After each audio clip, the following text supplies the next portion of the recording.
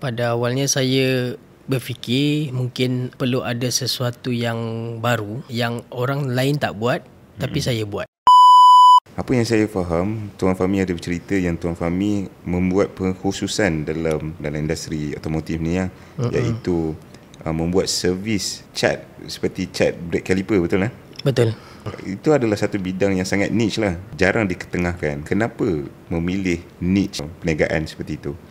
Pada awalnya saya berfikir mungkin perlu ada sesuatu yang baru yang orang lain tak buat tapi saya buat. Saya cuba cari peluang. Contoh kalau macam saya buat cat body, banyak kedai buat body paint.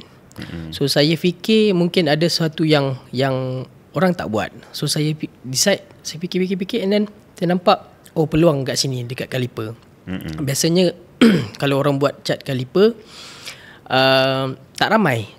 Even kalau hantar ke Bodyworks, dia pun kadang dia tak akan ambil untuk job-job yang kecil macam ni.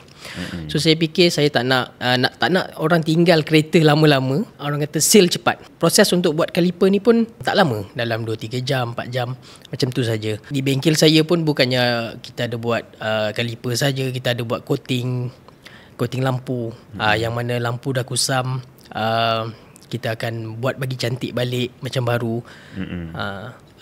Contoh kalau buat Bodyworks adalah seminggu, sebulan. So dia ambil masa. So saya nak singkatkan masa, cari yang bisnes yang singkatkan masa, nak cepat, and orang kata apa, harga berpatutan.